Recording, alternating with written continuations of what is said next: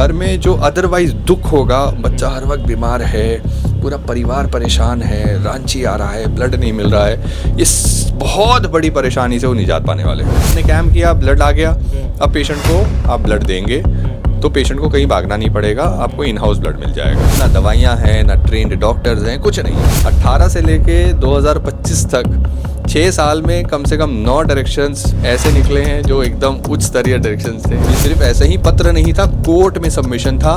उसको कोर्ट ने कहा, उसको मेंशन करते हुए कि इतना काफ़ी नहीं था कि पिटिशनर ने ये भी कागज़ दिया है कि 18-19 में आपका सबमिशन है जो आपने नहीं किया। इससे शॉकिंग क्या होगा? जैसे उनको सबसे इम्पोर्टेंट की ब्लड चाहिए। 24 में से 20 जिला में ब्लड कंपोनेंट पीआरबीसी ही नहीं बनता।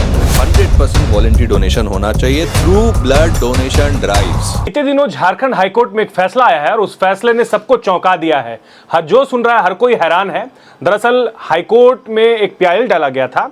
ब्लड से संबंधित ये फैसला है। आप ब्लड जैसे कि ब्लड की जरूरत पड़ती है और आपको नियम ये है कि आपको डोनर बनना पड़ता है, तब आपको जा करके आप चाहे क्रिटिकल कंडीशन में हो या फिर आपकी परिस्थिति जो भी हो, आपको एक डोनर देना पड़ता है, तब आपको जाके आपकी ज़रूरत की ब्लड मिल पाती थी। लेकिन ये जो है, इस फैसले को या फिर कहें इस नियम को बिल्कुल अब बदल दिया जाएगा। जो फैसला आया है, हमारे साथ अतुल गेरा जी हैं, जो ब्लड मैन ऑफ झारखंड के नाम से जाने जाते हैं, लाइफ सेवर्स के संस्थापक हैं और इस पूरे ऐतिहासिक फैसले के पीछे ये वही शख्स हैं, इन्हीं की भूमिका है और लोग बधाइयाँ दे रहे हैं। बड़ी उपलब्धि है, ऐतिहासिक फैसला है।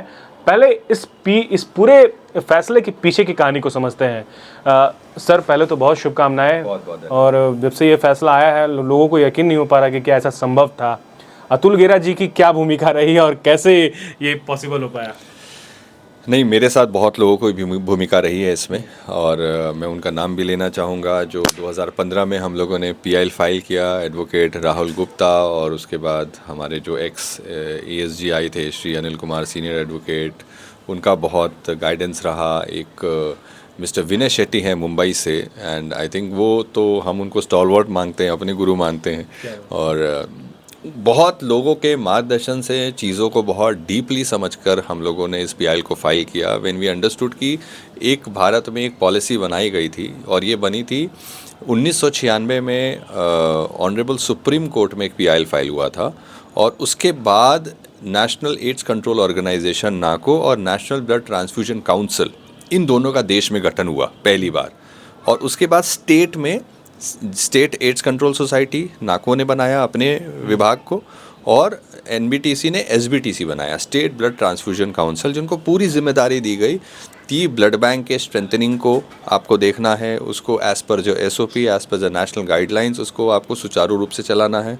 साथ ही जो ब्लड से 5 बीमारियों का खतरा होता है ट्रांसफ्यूजन से, किसी को ब्लड चढ़ता है तो जो 5 बीमारियों का खतरा होता है because of the window period, जैसे HIV, hepatitis B, hepatitis C, malaria, syphilis, इसको पूरी तरह कंट्रोल में या रेयरेस्ट ऑफ द रेयर और मिनिमाइज कैसे किया जाए, मिनिमल और या नेग्लिजिबल कैसे किया जाए, उसके लिए जितने मापदंड है उसका पूरा सही से संचालन और पूरा कंट्रोल और जो SOPs है उसका अनुपालन कराना। तो ये 2001 में उसके बाद इसी NBTC ने एक नेशनल ब्लड पॉलिसी ड्राफ्ट किया, जिसमें ये साफ अंकित था ऑब्जेक्टिव 8.5 में कि जो टेस्टिंग है उसको तो हम पैसे से, जैसे मान लीजिए वो तो इट्स अबाउट मनी कि आप टेस्टिंग स्टैंडर्ड को और बेहतर कैसे कर सकते हैं, बट जो सोर्स है वो तो दान से आना है। तो इस सोर्स में तब भी यही होता था और इतने सालों में यही चल रहा था कि जिसको, जैसे आपने बताया कि ब्लड चाहिए तो कोई रिप्लेस कर रहा है, उसमें साफ अंकित है कि आपको हर हाल में अगर ब्लड की सेफ्टी को पूरी तरह इंश्योर करना है तो उसका सोर्स पूरी तरह 100% वॉलंटरी डोनेशन होना चाहिए, एक नॉन रेम्यूनरेटेड ब्लड डोनर होना चाहिए जो अपने सच्चे मन से आके रक्तदान कर रहा है, उसके पीछे कोई उसकी लालच नहीं हो। तो वैसे लोग जिनके पीछे लालच हो, या प्रोफेशनल डोनर कहें, रिस्की डोनर, अनसेफ डोनर, जिनसे बीमारियों का खतरा है, वो रिप्लेसमेंट के रूप में आते हैं। तो उसमें ये कहा गया कि ये लोग रिप्लेसमेंट के रूप में आते हैं, इसीलिए रिप्लेसमेंट बंद करने के लिए जो अस्पताल उसको प्रिस्क्राइब करते हैं उन्हीं की जिम्मेदारी होगी कि वो रक्त अपना संग्रह करें रक्तदान शिविर के माध्यम से, और पेशेंट को बेड साइड दें ताकि वो ब्लड के लिए भटके नहीं और इस बीच ऐसे लोग सिस्टम में ना आए। उस समय समझा कि 2015 में ऑलरेडी 15 साल हो चुके थे और उस पर कोई कार्रवाई नेशनली भी नहीं हो रहा था, स्टेट में तो बहुत दूर की बात थी। एंड देन वी अंडरस्टूड कि इसका रास्ता, जब हम लोगों ने सवाल जवाब पूछताछ की तो कोई इस पे काम नहीं करना चाहता था। तो एक रास्ता हमारे पास सिर्फ कोर्ट ही नज़र आया हम लोगों को। हमने पीआईएल फाइल किया उस पर, और पीआईएल फाइल करने के बाद धीरे धीरे क्लैरिटी आनी शुरू हुई। उसमें हमने भारत सरकार को भी पार्टी बनाया था और बहुत सारे रिप्लाइज आए, और रिप्लाइज ऐसे ही आते थे कि हम इस पर काम कर रहे हैं, कानून बन रहा है और उस पर लेजिस्लेटिव फ्रेमवर्क पे मीटिंग्स हो रही हैं, एंड दे केप्ट अपडेटिंग अस। लेकिन इस दौरान स्टेट को समझ में आ गया था कि इस पर काम करना होगा, और ये तरीका है कि हम ऐसे ट्रांसफ्यूजन रिस्क को कम कर सकते हैं, ब्लड लोगों को मिलना आसान हो जाएगा। और फिर 17 से डायरेक्शंस आने 18 से शुरू हो गए थे, और उस समय जो सचिव थी उस वक्त मिसेस निधि खरे, वो बहुत सीरियस थी। उन्होंने उस पर बहुत एफर्ट किया, बहुत मीटिंग्स कराई, और सब मिला के हमारे पास 8-9 डायरेक्शन स्टेट से आ गए थे अब तक। जो हमारा एक 2021 में वापस से एक पीआईएल हुआ था, दूसरे कंटेक्स्ट में था वो, लेकिन हम लोगों ने उसको एम्पलीफाई कर दिया कि जब कोर्ट से अगर हम कुछ मांग रहे हैं तो पॉलिसी पे ऐसी चीज़ें मांगे कि पूरे 3.5 करोड़ जनता को इसका लाभ मिल जाए, कि ये एक ऐसा प्रॉब्लम जो सॉल्व हो जाए। तो हम लोगों ने उसको इतना ब्रॉड कर दिया, जिसमें ब्लड सरलता से सुरक्षित ब्लड कैसे मिले उसका रास्ता निकल गया। थैलेसीमिया पेशेंट्स के लिए सब कुछ हो गया, सिकल सेल डिजीज़ पेशेंट के लिए सब कुछ हो गया।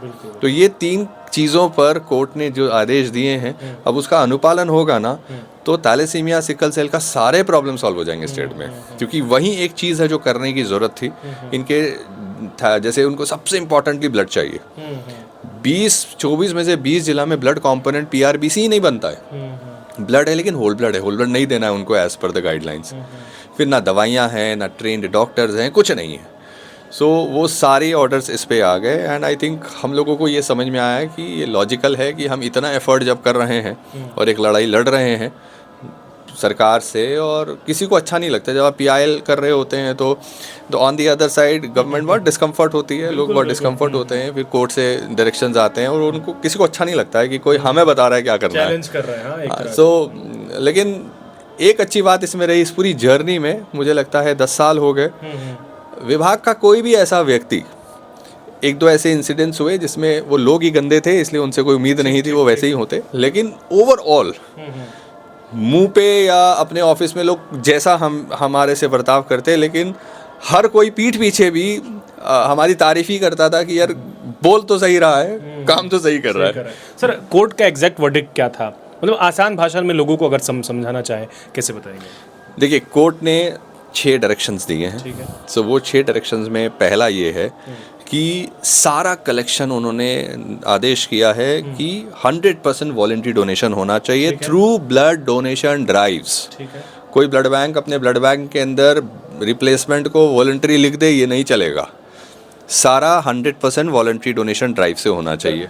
वॉलंटरी डोनेशन बहुत लोगों को नहीं पता है, आप बताएंगे? सो वॉलंटरी डोनेशन का मतलब कि जो हम रक्तदान शिविर लगाते हैं, अब ऐसे और सरल भाषा में समझे तो कोई अस्पताल है जिसको महीने का 50 यूनिट चाहिए, इसका मतलब अगले महीने भी उसको 50 चाहिए या 40 चाहिए ऑन एन एवरेज, तो वो उसको 50 यूनिट इकट्ठा कर लेना है अपना पहले ही, ताकि उस महीने में या 15 दिन के अंदर वो ब्लड खत्म भी हो जाए, आप फिर इकट्ठा कर लें। तो आप हर हफ्ते अपना कैंप करते रहिए, और ये हफ्ते का अगर आपका 20 यूनिट का खपत है अपने मरीजों के लिए, भर्ती मरीजों के लिए, तो आप वो 20 यूनिट ब्लड बैंक में रख लें। और जैसे दवाई देते हैं कि दवाई आपको सिस्टर दे रही है, उसको ब्लड चाहिए तो ब्लड भी आसानी से आया और चढ़ गया, उसको आपको रिक्विजिशन दे के फिर वो डोनर ढूंढता है, वो जो होता था पूरा प्रक्रिया, और वो किसी गलत आदमी के हाथ लग गया या किसी ने उसको पैसे ले लिए या गलत आदमी आके ब्लड दे रहा है जिससे बीमारी का खतरा हो रहा है, ये सब नहीं होगा।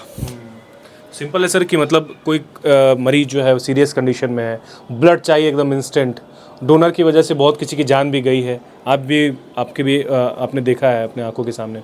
तो सर ये जो सब कुछ हुआ, ये कब तक सर धरातल पर उतरेगा, क्या उम्मीद कर रहे हैं आप? अब देखिए, बहुत लागू कब से हो कैटेगरिकली कोर्ट ने उसमें लिखा है कि अब सभी जितने, जैसे रांची में माने तो 400 के आसपास अस्पताल है, और रांची का औसत आप देखें जो रिक्वायरमेंट है दिन का, वो 400 के आसपास है। एक अस्पताल 1 यूनिट दिन में दे दे, क्या एक अस्पताल आप समझे कितना रिसोर्सफुल होता है? क्या एक आदमी को मोटिवेट नहीं कर सकता है रक्तदान करने के लिए? इंटेंट की बात है कि आखिर ये ब्लड जाएगा किसको? उसी के मरीज को, जिससे उसका सब कुछ चलता है। एक अस्पताल में जो लोग, या अस्पताल कैसे चलता है, उसकी आमदनी क्या है, जो मरीज उसके यहाँ आते हैं उसी से वो चलता है। तो कोई अस्पताल क्या चाहेगा कि उस अनसेफ ब्लड से मरीज को कोई और बीमारी भी हो जाए? कभी नहीं चाहेगा। लेकिन ऐसा वो क्यों नहीं कर रहे हैं, हमारे समझ से परे है। इसीलिए शायद ऑर्डर्स निकलते थे, कंप्लायंस नहीं होते थे। विभाग, सरकार की क्या मजबूरी है कि वो उनको ऑर्डर्स, डायरेक्शंस देने के बाद उनसे उनको वो ऑर्डर्स का अनुपालन नहीं करा पाते रहे हैं इतने साल। 18 से लेके 2025 तक 6 साल में कम से कम 9 डायरेक्शंस ऐसे निकले हैं जो एकदम उच्च स्तरीय डायरेक्शंस थे, मतलब हाईएस्ट ऑफिस ऑफ विभाग से निकले गए, लेकिन उसका अनुपालन नहीं हुआ। अब फाइनली उसमें बहुत क्लियरली कोर्ट ने ये डायरेक्शन दिया। दूसरा, एकदम क्लियरली लिखा कि all private hospitals, blood banks अपने जो रिक्वायरमेंट है उनका, उसका पूरी तरह उस डिमांड को अपने ब्लड डोनेशन कैंप से फुलफिल करेंगे। इसका मतलब क्या, आपने कैंप किया, ब्लड आ गया, अब पेशेंट को आप ब्लड देंगे तो पेशेंट को कहीं भागना नहीं पड़ेगा, आपको इन हाउस ब्लड मिल जाएगा।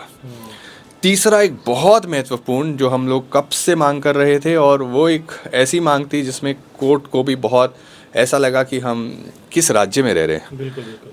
हमारा जो पिछला PIL था 3700/2015, उसमें विभाग ने कोर्ट में अपना सबमिशन दिया था कि हम 2018-19 में फेज़ वाइज झारखंड के सारे ज़िलों में ब्लड कॉम्पोनेंट्स ऑपरेशन सुचारू रूप से चालू कर देंगे। 18-19 में, उसको भी 6 साल हो गए। ये कोर्ट में सबमिशन था, ये सिर्फ ऐसा ही पत्र नहीं था, कोर्ट में सबमिशन था। उसको कोर्ट ने कहा, उसको मेंशन करते हुए कि इतना काफ़ी नहीं था कि पिटिशनर ने ये भी कागज़ दिया है कि 18-19 में आपका सबमिशन है जो आपने नहीं किया। इससे शॉकिंग क्या होगा? सो कोर्ट वॉज वेरी शॉक्ड कि किस तरह एक एपैथी रही है, लोग कैसे डिसएसोसिएट रहे हैं अपने काम से और इनडिफरेंटली बिहेव किए हैं अपने विभाग में रह के, आपको उस काम से, लोगों से। और मुझे ऐसा लगता है कि इसमें जो लोग जिम्मेदार हैं ना, उनको ना झारखंड से प्यार है, ना अपने शहर से प्यार है, ना अपने लोगों से प्यार है। मुझे तो अपने शहर के लिए बहुत लगता है, मुझे लगता है कि यार हमारा शहर अच्छा हो। हम बहुत आपने किया भी है sir.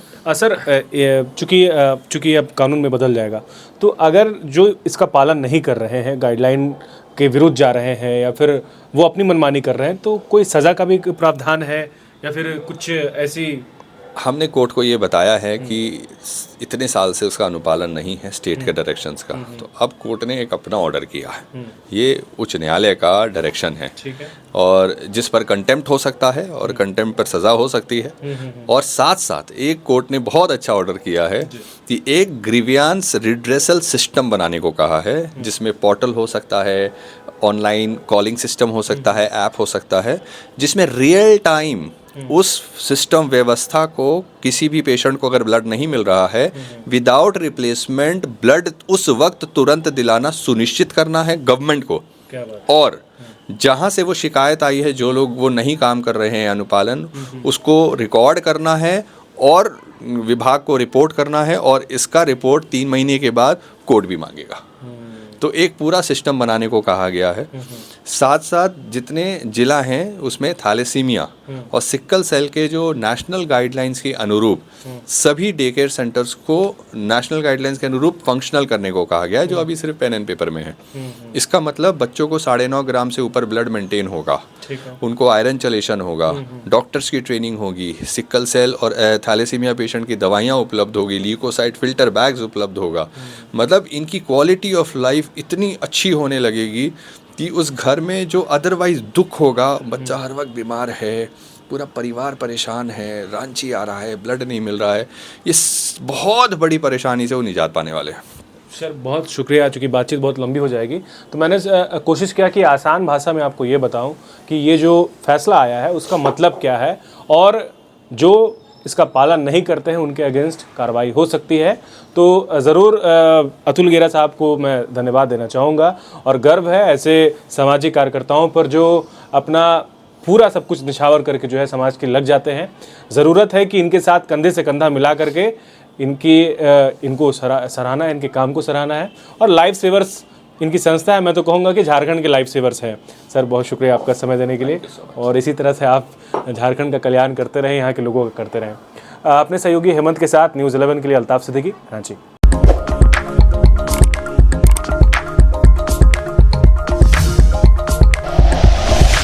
Like and share videos, subscribe करें हमारा चैनल और प्रेस करें बेल आइकॉन। न्यूज़ 11 भारत, सच है तो दिखेगा।